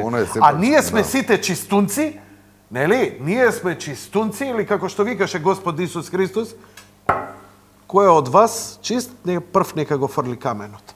Така е, ама, ете, јас се согласувам со тебе дека... Ама, пази, ние повторно Македонија е во некоја оригинална ситуација. Ние сме без преседан во оваа ситуација. Вакво нешто немало до сега. Не. Можеме да бараме негде кај Израел, Казахстан, Англија, Франција, Германија. Некој разговор. Така. Само да се слушне и толку е. Оној што извади прислушкувани разговори и што ги објави тие, каде е сега? На Америка. Во Русија. Сноуден, така, херој, браво. Едниот е во близина на Москва, се збори дека е во близина на Москва, као глушец се крие таму. Овој другиот па уште поглушец во еквадорска амбасада во Лондон. Ја им честитам на храброста што открија. Ама правниот систем нив ги гони. Зошто немаме протести сега? Зошто народот не тргне? Океј, ама еве по таа логика. Зошто сега американскиот народ, ако е тоа така, правда, еве, апропо на нашава ситуација, не тргне да ги пали амбасадите, своите институции, додека не се ослободи да се врати назад Сноуден и да се прогласи за херој? Зошто не се ослободи Асанж? Зошто тие кои ги објавуваат приватни разговори и така натаму, иако па и овие не објавија приватни разговори, објавија службени разговори на прислушкување. Кој? Меркел. Да. Абе страшно. Види, Јанко, кај мене години на назад, предпоставувам и кај секој еден, јас имам своја безбедносна култура. Значи, јас знам што зборувам на телефон. Сега, околу мојот... немам, брат, да ме слушнеш мене. Не, сега. Да ме слушнеш мене. Знаеш она, нели американците имаат кој ќе слушнеш бомба, тероризам, талибанци, Обама и се уклучуваат магнетофоните. Све тоа по 3 пати она за добро вечер и почнување за братучетките на тие од безбедносните структури. Доаѓаме до вториот дел, а тоа е вокабуларот, кога јас зборувам приватно на телефон. Значи има некои разговори кои што предпоставувам дека би било неморално да се слушаат. Еве, ајде не понатака. Така, ај сега ти одека си како политички аналитичар и сега слушајте го Пандов како разговарал со Јанко за ова. Се враќаме на почетокот. Ти вака така мајки шајки. Значи казните такви треба да бидат на овие сега. Толку строги треба казните да бидат на овие, да никој понатака во иднина да не на крај на памет да му помисли главана да си игра со оваа работа. Арно, ама. Значи, јас сум поборник за тоа. Дополнително втора работа, одма после завршување на оваа судска постапка, да се најстроги казни да се донесат во кривичниот закон, кој што го опфаќа ова прашање, за повторно да се демотивира било кој, затоа што на крајот од денот таму повторно некои луѓе ќе работат. Повторно ќе постои некој АП кој што ќе може да го внесе твојот број, на овој број, на оној број и да го слуша тој разговор. Значи, па тоа беше првичната идеја, да не убеди Заев дека оваа држава, оваа власт не прислушкува и да се чувствуваме несигурни од неа. Ама одеднаш исчезна таа работа бидејќи слушаме и разговори само. Јас како е тоа регулирано таму? Нити таму, нити во ЦИА, нити во БНД, нити во било која служба во светот појма немам. Не знам. Но да. Американците доаѓаат, а нашиве се во Брисел. Најлошото што може да и се случи на Македонија е некаков нов рамковен договор или олеснувачи кои ќе принудат, не знам, техничка влада на што се надева СДСМ. Не. Значи, утре и задутре во земјата ќе престојува висок представник на Стейт Департментот Хојт Ји. По преговорите во Брисел, притисокот за решавање на политичката криза ќе добие силно дополнување и во Македонија. Како што се дознава од четврток во земјата престојува Хојт Ли, заменик помошен државен секретар за европски прашања на САД да го пренесе американскиот став околу начинот на кој се справуваме со кризата и кои се очекувањата на Вашингтон. Види. Значи, очекувањата на Вашингтон се да се вратат пратениците на СДСМ. Предпоставам дека и они едва и чекаат сега да се тргне Заев од таму, да се донесе таму нормално раководство, да се вратат пратениците во собранието и сите ако постојат нејасноти, таму да бидат. Тоа да биде мегдан од каде што ќе се разбираат. Ова сето останато тоа е фолклор, ова Брисел нема врската. Не разбирам. Значи, сега зошто Брисел не вика кај нив? Да има форма некоја дека еве се разговара. И што со тоа? Затоа што јас на крајот од денот ја не верувам дека тие сега кои што разговараат во име на СДСМ дека ќе останат за месец дена таму и дека они ќе бидат тие преговарачи. Сметаш ли дека Груевски се шири таа фама дека Груевски сериозно го информирал меѓународниот фактор кој, каде, како и со што прислушкувал, зошто прислушкувал и така натаму, дека тоа се знае. И излегување... Па нормално да е тоа така, Јанко. Па нападнати сме ние, бе. Ова јас, пази, нападнати 100 пати тоа го имам повторено. Ние реално Македонија под напад била. Значи, од странска служба која што направила се за да ја дестабилизира нашата држава. Дали некоја земја ќе понесе одговорност заради ова или не верувам дека ќе може некои функционери ќе понесат одговорност, но тоа за нас нема ни да го видиме ние дека таму негдека во некоја служба некој е деградиран или избркан од работа. Тоа е надвор од земјава. Во земјава, тие кои што стојат позади сева оваа работа, треба во затвор да си завршат. Час поскоро. И јас сум... Да, јас верувам дека тоа за не повеќе од месец дена ќе се случи. Дури почна подписи да се собираат. Така во ред ли е тоа? Да. Па како не е во ред?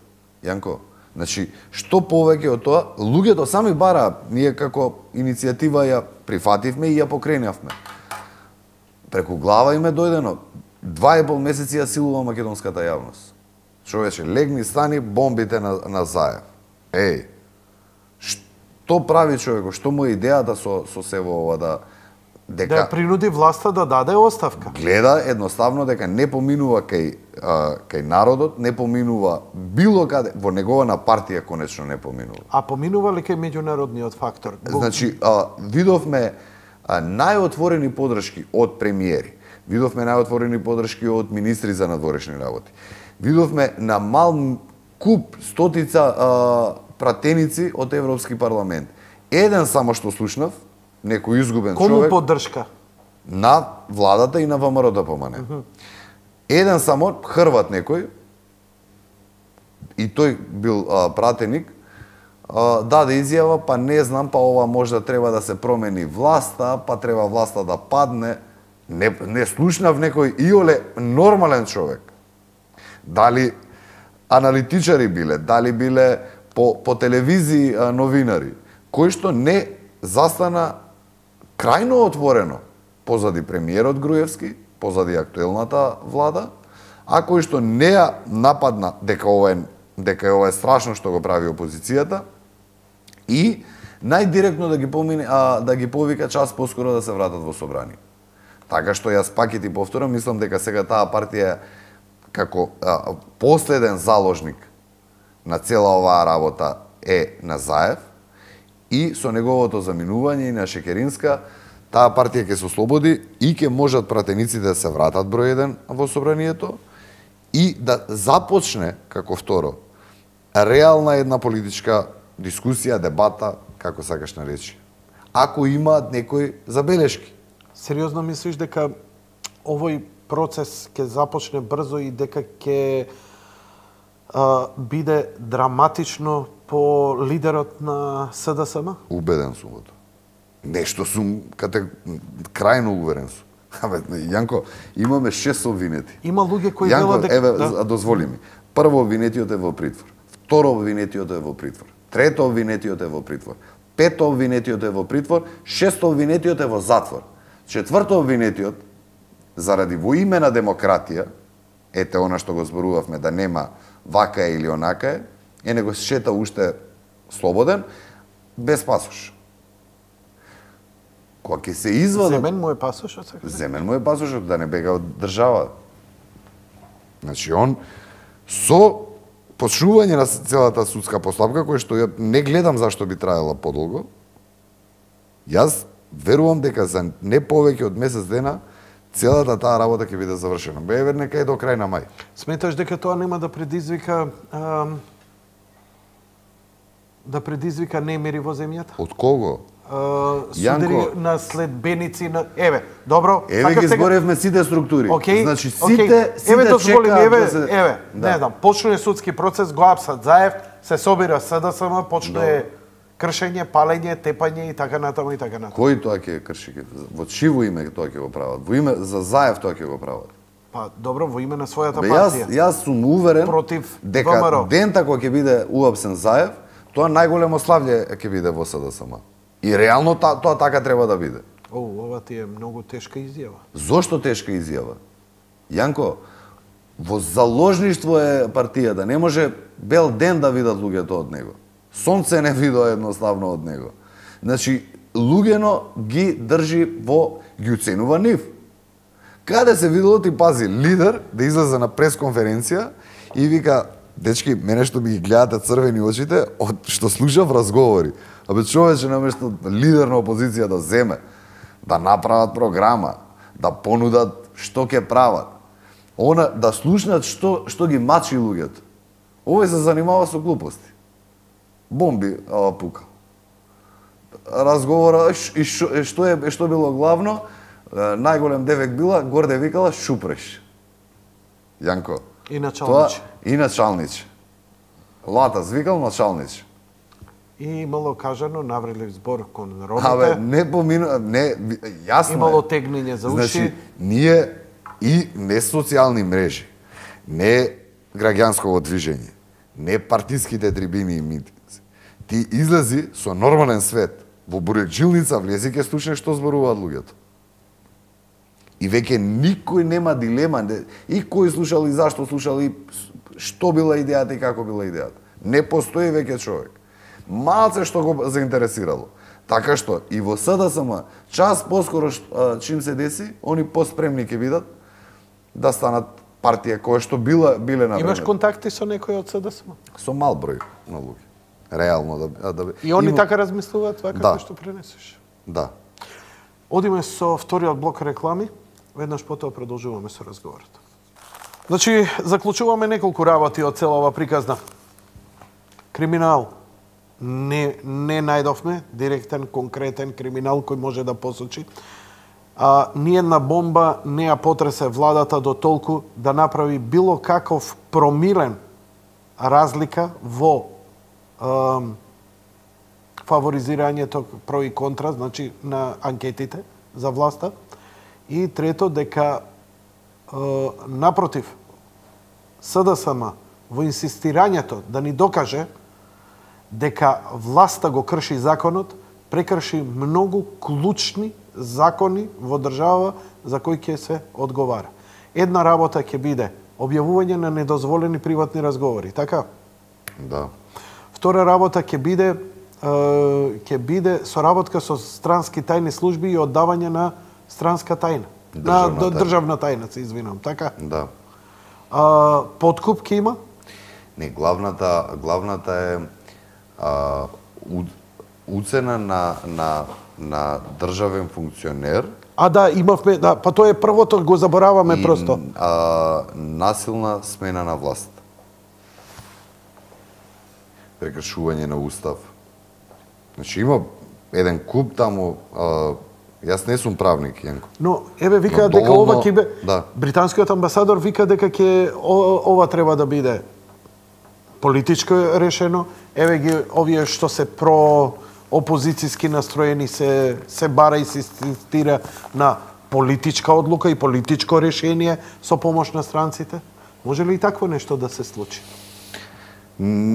Види, политичкото решение конечно на крај ќе дојде. Ама на крај. Откако ќе помине ова. Првите две фази ќе поминат. Прво треба да помине судската постапка, судски процес. Така е, институционална постапка, па на крајот политичка постапка. Институционална што значи? Враќање на СДСМ во собрание. Таму разговарање за политики. Ама и проветрување на власта. Види, во власта, гледај сега, ВМРО ДПМН на 9 мај имаат партиски конгрес. Тоа е највисоко партиско тело. Меѓу два конгреса е Централниот комитет, односно председателот и извршниот комитет. Али, конгресот е највисоко тело затоа што тогаш се бира председателот на партијата. Кој ќе се избере во даденава ситуација ќе биде реизбран Груевски, значи не постои извршен комитет. Ќе биде реизбран извршниот комитет. Можеби ќе има некои измени таму. Сите тие измени можеби ќе донесат до измени и во владата. Јас не можам да знам. Што мислиш? И е за очекување дека ќе има нешто, некои промени, но првата фаза ние сега треба да ја гледаме, таа е судската. Кое што исто мислам дека тука негде ќе има поклопување на. Дали по тебе многу коректно или многу малициозно се однесува албанскиот фактор во за време на кризава? Гледам дека не се меша, не ја злоупотребува сега за сега, што ако е така, ако не ја злоупотребува и не се меша, што може би е паметен потек кога двајца се тепаат, третиот е најдобро да користи, но може и да биде злобен и да зафати страна. Може би тоа збори за некоја политичка зрелост кај нив. Ти како го анализираш, го гледаш? Па мислам дека да, коректни се во даденава ситуација. Они може и по вака или онака да се однесуваат, мислам дека се доста коректни. Зошто е тоа така? Што мислиш? Нели обично се вика дека ја имаат ова сватено како меѓумакедонска борба на македонските политички партии и како такви ги имаат оставено од страна ги гледаат со должна напомена дека сепак и ДУИ и ДПА сепак отворена поддршка даваат на ВМРО ДПМН, односно на владата, односно на господинот Груевски. Не слушнав јас изјава која што е и од Ахмети, и од репрезентите на ДУИ кои што излегуваат во јавност, нити од господинот Тачи нешто контра ВМРО или Груевски. Слушнав контра Заев. Тачи крајно отворено, а и ДУИ е, мислам дека на таа линија. Тоа збори дека она што е добро за земја, дека покажуваат се повисока и повисока политичка зрелост. А тоа значи дека луѓето ќе можеме да се договараме во парламент, а не на други места. Види, Јанко остана, а само СДСМ политички незрели. Значи сите политички веќе станаа зрели. Само СДСМ остана политички зелен. Односно, би било грев така генерално да ги ставиме, затоа што таму има плејада на изванредни политичари кои што излегле од таа партија, но направиле многу за оваа земја. Така е, јас не плукам на партијата како таква. Но овој председател и ова раководство сега кое што го има, треба час поскоро да се тргне од таму, не да се зелени. Они не се за локална таму некоја битка да се терат, не па за држава. Се залета прилично власта за да ја дампира, што е па и одбранбен механизам. Многу нагласено на секоја бомба, нови инвестиции, нови вработувања, нови социјални мерки, попуштања кај што негдека беа потврди. Мислам дека бомбите малци ги размрда. Мислам дека на моменти беа, ајде да не речам, улежани. Како да добија ветер во грб, малце сега и на терен се поактивни, а и овие некои нови мерки прилично добро звучат кај народот. Дали ова чист популизам? Тоа често го слушам сега. Или е реално нешто што ќе можат да го остварат? Сметаш ли дека не се прелетаа превише? Бидејќи знам дека Груевски е предпазлив човек и тешко ќе изусти нешто што нема да го оствари. Ми го зема зборот. Јанко, значи, Груевски на македонска политичка сцена е од 97 година како советник во општина Центар, во Скопје. Тоа не сум знал. Добро. Подоцна 98 година министер за трговија, па 99 министер за финансии, лидер на партија. Значи, човекот го познава, секој еден малце што гледал македонска политичка сцена го познава. Внесе еден феномен во Македонија, во политиката во Македонија. А тоа е институција даден збор. Значи, просто неверојатно да еден политичар она што ќе го каже и го исполни. Тоа за нас беше порано научна фантастика, science fiction. Значи, кажи си што ќе си кажеш, да дојдат на власт, те милиарди, те вака било, те онака, ништо. Еден вработен во семејство, ништо од сето тоа. Прелажа народот, превеслан жеден преку вода пренесе. Кај Груевски, јас не можам да се сетам нешто човеков да ветил, а да не исполнил. Така што околу тоа дали требало да се случи или не требало да се случи, добро е овој притисок сега што се прави, затоа што гледаме дека владата е многу поекспедитивна. Има една друга работа која што би сакал да ја потенцирам. Знаеш, ако гледано историски на почетокот на 20-тиот, крајот на 19-тиот, почетокот на 20-тиот век, револуционерите ги доживуваме како најголеми херои, затоа што се јавила идејата за самостојна држава, своите животи ги дале луѓето. Но како народно-ослободителната борба исто така појавила свој херои дала тој период. Раните 90-ти години исто така свој борци и јунаци на Република Македонија. Сега, во 2015 година, според мене, моите критериуми на гледање на нештата, најголеми херои, најголеми јунаци за Република Македонија е оној човек кој што ќе успее да донесе странска инвестиција и што ќе вработи 100, 200, 300, 1000 веќе луѓе да не збориме. Треба да постојат ордени кај претседателот Иванов, ова сум крајно сериозен, на оној човек кој што ќе успее да донесе инвеститор 1000 вработени. То се 1000 семејства спасил, Јанко. Најголема болка, најголема мака што си ги имаат граѓаните е невработеност. Тоа е страшна работа, ти млад човек, полн сила, полна енергија, да седи дома и да треба, еве, само мене и тебе да не гледа се на телевизија. И утре денот са бајле, сите да се излезат, жена му да излезе да отиде на работа, мајка му, татко му дома да седи, со баба и дедо пензионери. Нема пострашна работа од тоа, не се парите тука во таа ситуација. Тука е моментот на неисполнетост на тој човек. Ова сега што го прави Груевски, што го прават еден круг на луѓе, мислам дека има 5 министри за привлекување на странски инвестиции, тие се тие луѓе кои што се најголеми јунаци сега и да даде Господ што повеќе да успеваат во тоа и дај Боже, еве, нека има, ако е за така, бомби, да што повеќе се растрчени тие луѓе и да се направат што подобри услови за да се привлечат луѓе и македонци како такви, а и странци да отворат фирми и да се вработат луѓе. Да знаеш колку си ги изнервирал вечерва. Фејсбуковци, кај мене на најавата. Ке ги оставам уште малце, пошто има вулгарности, некој ќе ги избришам, ама оние што се без вулгарности ќе ги оставам. Да.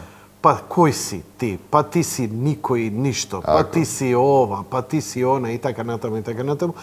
Што е пак знак дека допираш и некого. Јас сум тој, еве седам тука. А ние им благодариме што не слушаат. Јас седам сега со тука со тебе и разговарам, тој седи пред компјутер, хејта на Facebook, ме гледа мене. хейт. Насмејан, вака. Добро. Знаеш како? Чекам да помине оваа работа, искрено да ти кажам, за да можам, бидејќи ние не сум луд, не постои совршена власт. Има зашто, има и каде да се критикува. Скоро месец дена овдека темите се социјала, здравство. Главните теми каде што сметам дека треба да се удира власта. Народот тоа го прави, а ја во овој момент чувствувам воздржка. Дигам рачна. Зошто?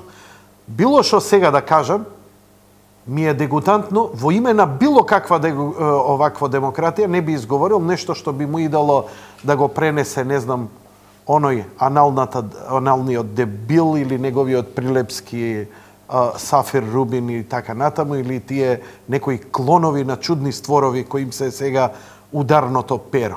Додека стои тоа пред нив, јас со тоа нема да се занимавам. Ама има една работа, искрено да ти кажам, не можам да овде. Дури лани, дури и на последното, кога Груевски беше кај мене, се закачивме. Неверојатно, ни опозиција, ни позиција, никако нема. Му викам, до овде ми е. Збори таму збори за, не знам, ќе правеле патеки, велосипедски, ово, оно. Баш ми е гаеле, викам за тоа. Еве го Коце Трајановски последно, ќе прави велосипедски патеки. Каде? По улици, по Партизанска? Ми потребало. Дај ми го Кеот. Кеот е најидеалното место за развивање на велосипедизам и спорт. И ми вика, Груевски ми вика, Мартов Владе ми вика, што е бе, вика? Сакаш да престанеме да градиме? Ја гледав.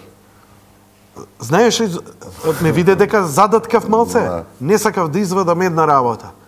Може да направи, а знам дека си ти велосипедиста. И знам, ти ги гледам на Facebook таму кој ќе поминеш за 2 сати 50 км, што импресивно дури и за мене, бидејќи моја просечна брзина е 18-19 км на сат. Па добро, ја возам сити байк, не возам... Мојот е маунтин байк, мојот поспоре дури од твојот. Потешко е со крампонки. Јас сум елегантен. Горан Бреговиќ кога купи Ферари, он го возеше 30 низ Сараево, а не 300. А сите да го гледат. Ја и мафтам вака. И Тито имаше најболи Мерцедес, па колку возеше? Има некои работи, градат. Значи, умрев во одобрување, затоа што сум центарско дете, знам у каква гнасна околина била. Никаква. И прв пат откако живеам ја, како центарско дете, се прави и се разубавува нешто. Ама, дека можеа, како во Охрид, Канео, од Охрид до Канео, да направат некој понтон, или овде кај Тркалово, било како да ни направат понтон, нешто, да ние продолжиме со ролери, скейтборд, со велосипеди, или овие инфарктштрасе, рековалесценти, и така натаму, бидејќи сега веќе не можеш ни из центар, невозможно е. Нема начин ако тргнеш од аеродром да стигнеш до Карпо 4. Не постои. Треба да идеш преку собрание. Да. Бидејќи, нели, законот ти забранува низ трговски центар со велосипед да идеш. Ти текнува. Немаш веќе, значи, ти мораш да се искачиш на скалите кај Холидеин и да идеш. Да, дека и пошто да се симнуваш. Немам никаква поддршка, Пандов. Немам никаква ни од велосипедисти, ни ништо. Викам, зар до толку вие? Знаеш... сакам своје влијание, нели, владен човек, викам, дај да ги стиснам, викам, да ни направат, викам, ништо не помага. Види, и за ова сакам да ги искритикувам. Јас исто не сум баш најзадоволен во тој дел како функционира градов, ама не само градов. Еве ти Охрид го спомна. И ќе се прави сега, нели, брз пат од Охрид до Светинал. Така. Да има некој таму сега. Со памет. Уште една лента за велосипедисти. За велосипеди. Дозволи. Замисли. Значи, замисли како... Еве давам збор дека нема да идам у Грција на одмор, ќе идам у Охрид, ќе возам од Охрид до Светинаум, авантура цела. Ама што е 30 километри, тоа е уживање, тоа е, мислам јас што возам малце повеќе. Уживање, ама тоа е 2 сати возење со велосипед и тоа Она лагодно, јако што го вози. Така е, до Лагадин, до ваму, до онаму, до... Тоа е авантура, човече. Убавина, убавина. Тоа ќе ми биде најубавиот одмор. Ја уште се мислам кога идам. Горе, да, она Охрид. Ја кога ќе отидам и кај јужниот сосед, гледам точакот да го помакнам со мене. Така е. Во право си. Значи, тоа би било атракција. Слушај, сега се нервира. Тоа е поголема... Не, какви проблеми овие за тоа. Да, точакот е битен, бе. Тоа е поголема атракција во Охрид ќе биде, таа патека да постои, поголема туристичка атракција ќе биде од не знам што да се направи таму. Еве, те уверувам. Затоа што еден куп луѓе ќе дојдат, Охрид као со таа клима, со галичица, со сет, со езеро. Идеален. Абе, идеален. Драма, значи идеален. Бајка сам да црташ како е таму. Сон. Сега, ама сон. А тоа ќе се направи така што ќе се направи за да малку, не... за олку малку не може тоа да се користи на пример Велешко езеро. За тоа. И сега такви, знаеш, не е само кеот. Кеот е мал дел. Еве. Ама тој мал дел ни го кочи цел кеј добри 8 километри. Тој кеј може да се продолжи од кај Ново Лисиче негде ка застанува. Така. Тоа може да се направи уште на надоле да оди. Абе, друже, не мора тоа кружно да се направи. Значи да не се качувам до горе, само да се направи круг таму и круг кај ова. Па од другата страна да го направиме целиот круг. Тој е 16 километри. Еве нека биде 24 километри нека биде. Да, многу малку има кај нас велосипедски, вистински велосипедски. Не е сега некој ставил табла и ова е велосипедска патека, ти да суде баш од чудење на школите. Јас извинувам на гледачите. Што ја злоупотребам, значи не е тоа емисијата ја збориме. Знаеш што ги ти кажам? Значи, јас многу 2 сати ја збориме да. емисијата за општи народен интерес. Да. Ова е личен наш интерес, но сметам дека една од најбитните работи за здрави поколенија. Апсолутно се согласувам. Јас види, велосипедот е поголема алтернатива за превоз.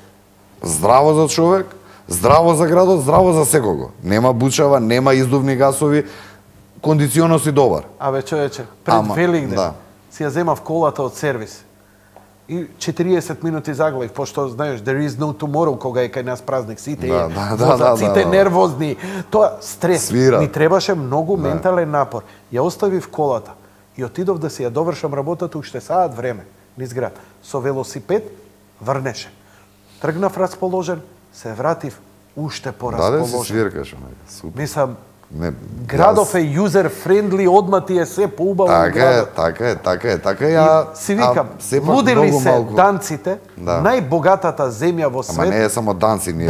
Холандија. Ја во Холандија сестра ми живе. Земји. Они имаат комплетна паралелна инфраструктура за како што има за автомобил, значи комплетно, Јанко, комплетно со сигнализација електронска, со семафори. Значи кога има денови, поготово и децава кои им се у школи, јас сум се погодувал таму и по подолг период да поседам, пошто сестра ти велам таму ми живе.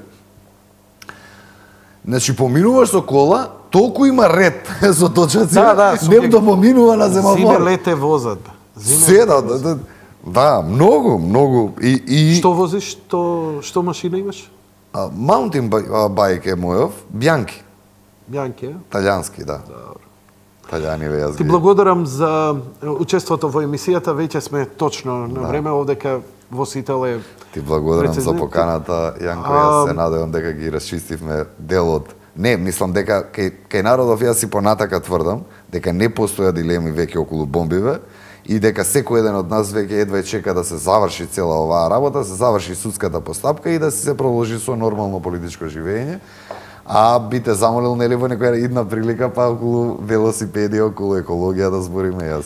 Јас дадов збор дека кај сите влијателни политичари, градски, собраниски, владини и така натаму, кај секој од нив ќе го протнувам ова во дел од разговорите и моите интервјуа. 5 минути секогаш ќе одвојувам на тоа да лобирам. Прво за ослободување на кејата, потоа за афирмирање на велосипедизмот.